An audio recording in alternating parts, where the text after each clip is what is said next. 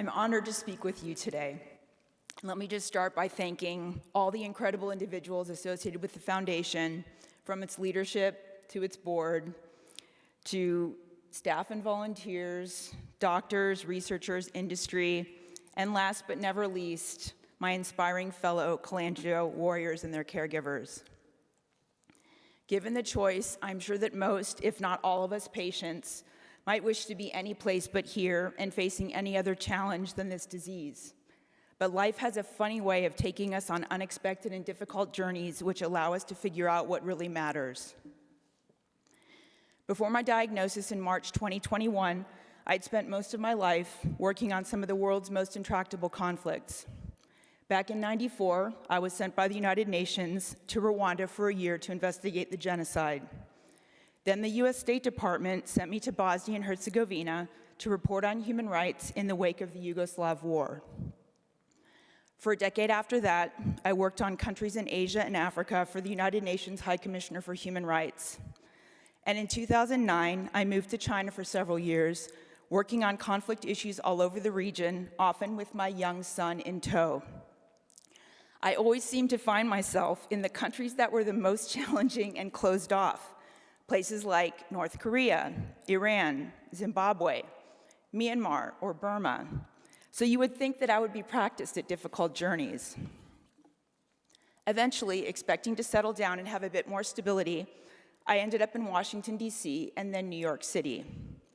But a bit over 2 years ago, this health-conscious yogi, cyclist, runner, hiker, and diver was diagnosed with advanced intrahepatic cholangiocarcinoma with an unresectable liver tumor of 11 by 8 centimeters with vascular invasion and lymph node metastasis. After getting my head around cholangio what?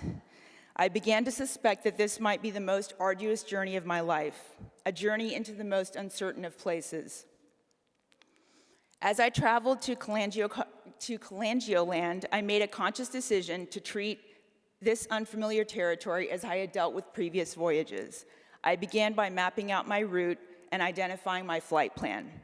But instead of boarding an airplane at JFK, I took the New York City subway to MSK. And instead of a visa for my passport, I was given a medical record number. Instead of packing my suitcase with clothes, I packed it with a heating blanket, numbing cream for my port, and chemo snacks and games. And instead of learning Mandarin Chinese, I studied terms like fibroblast, growth factor receptor, biomarkers, T cells, as well as various foreign-sounding pharmaceutical names that now roll off my tongue, like the durvalumab Imfinzi that was added to my gemcitabine and cisplatin infusions after a year and a half, the Neulasta shot given at the end of each cycle, and then the pemigatinib Pemazir that I started in December 2022 after my tumor progressed on gemcis-durva. The flight plan now is to continue with Pemi and to add targeted high-dose radiation to the liver tumor and lymph nodes. Not only has pemigatinib shrunk my tumor to its smallest size to date of 7 by 4 centimeters, but it has been quite the gift of freedom in comparison with 2 long years of chemo infusions. If I may, I'd like to share a few things I have learned on my journey that have made a difference for me, as well as a few reflections on what has increased my quality and enjoyment of life, not just the quantity of it. My first realization is about change. In all my trips abroad, I've had a steep learning curve, not only with regard to languages and culture, but also in terms of travel plans constantly getting upended. This cholangioland journey has been no different, with constant disruptions caused by all manner of things. From intestinal blockages, to abnormal blood counts, to neutropenic fevers, to ER visits, and the like, which brings me to the universal truth that everything changes. And while we can't control many of these changes, we do get to choose how we respond and how we live with them. Throughout my journey in cholangioland, I have therefore tried to distinguish between the fact that I have cancer, which I have little control over, and all the ways in which I can exercise my own volition in light of that fact. Viktor Frankl, the Holocaust survivor and author of Man's Search for Meaning, wrote, "Between stimulus and response, there is a space. In that space is our power to choose our response. And in our response lies our growth and freedom." So with regard to my cancer journey, first, I accept the stimulus. I have cholangiocarcinoma. And second, I get to choose how I will respond, how I will live with this illness. I'm reminded of so many travel hiccups that required me to accept an unwelcome stimulus and then choose to respond. For instance, when I accidentally got locked inside the Kigali Central Prison during a routine visit, and knowing that any radio call to the UN office might set off a crisis with the government, I just waited with the prisoners, chatting and laughing together until early evening when the warden finally returned. Or when our North Korean guide didn't show up as planned to accompany my son and I across the China-North Korea border, and we calmly made our way across with the help of the border guards and fellow travelers with whom we had struck up conversations, and we ended up gleaning a lot of useful information for our onward journey. Meanwhile, back in cholangioland, the stimuli are constantly changing, so the choices I make also constantly change as my journey progresses. I just keep aiming for the highest and best expression of myself, paying close attention to how cancer affects not just my body, but in that space between stimulus and response, my mind and spirit as well. Which leads to my next reflection about gratitude. I've got a really dry mouth thanks to pemigatinib right now, so. Every time I received chemotherapy, I did a simple practice, which I now do when I take my pemigatinib. I send thanks to all the people who have contributed to the development and distribution of these medicines. From the scientists, researchers, doctors, nurses, donors, trial participants, and pharmacy company executives, all the way down to the workers who mined the raw materials and those in the supply chain that got them to MSK. In short, I appreciate all that has happened along the way to ensure that these medicines arrive just when they are needed to interact with my body. Another aspect of gratitude is that I never expected to find so much beauty in illness.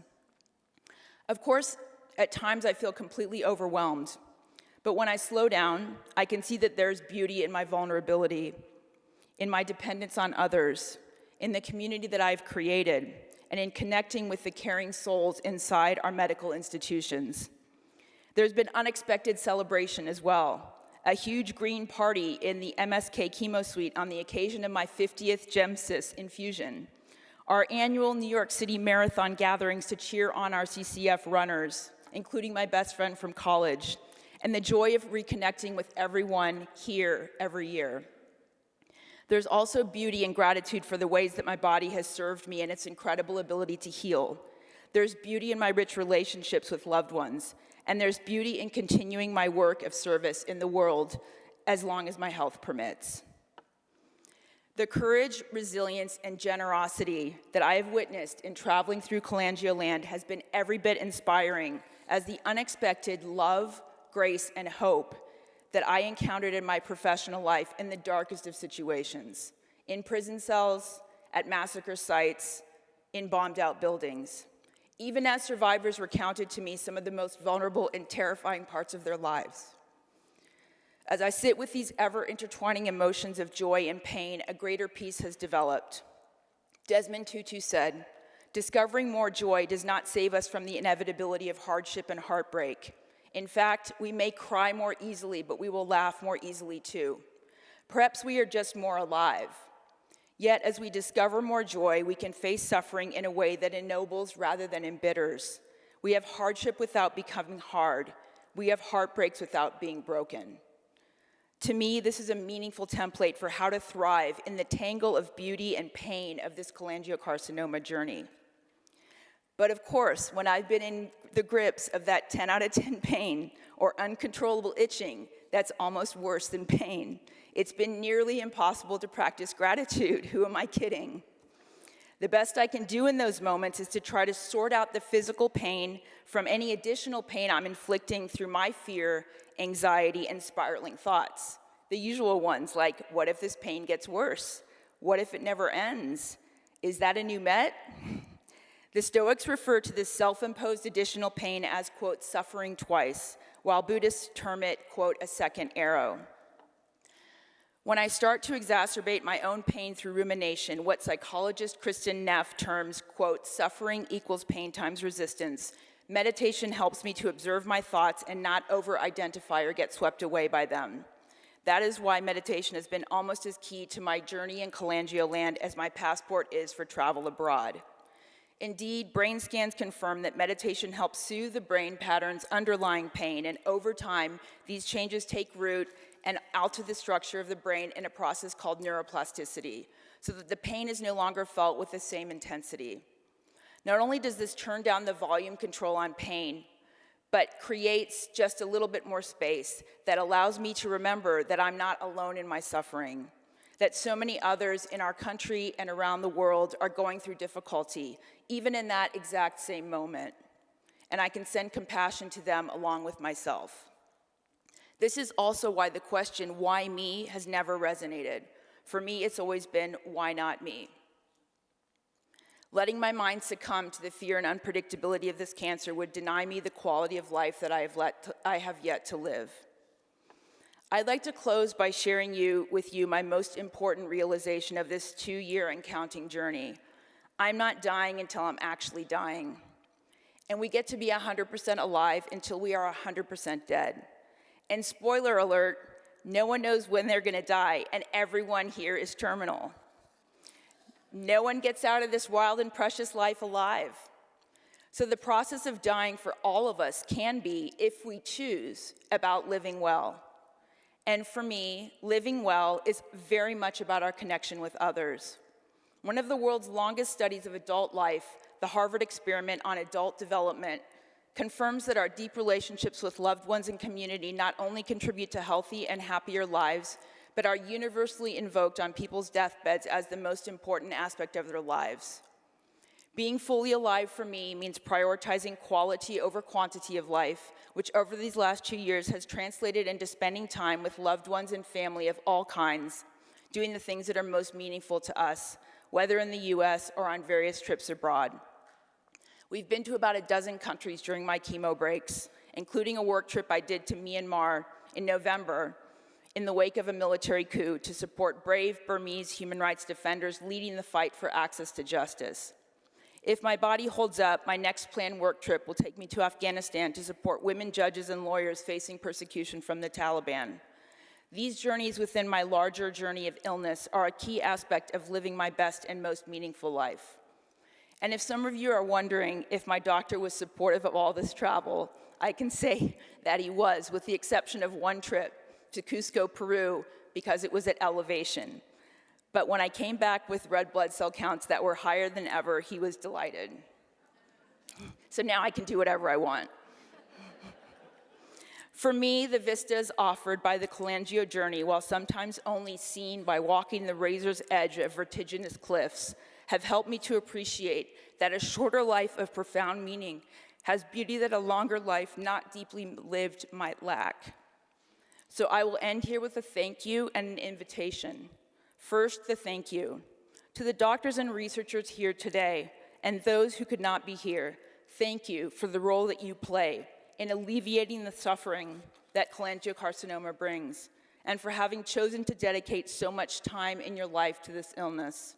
And second, the invitation to us all. The 13th century poet Rumi said, "Through love, all pain will turn to medicine." I invite you to decide on, claim, and implement your own loving way, a way that will help make medicine of your pain. Knowing that for all of us, the journey to death is inevitable, what is the first step in your journey forward in this life? What is the most important thing you can choose to do, and with whom? What is the most important thing you can choose to say this year, this month, this very day? Thank you.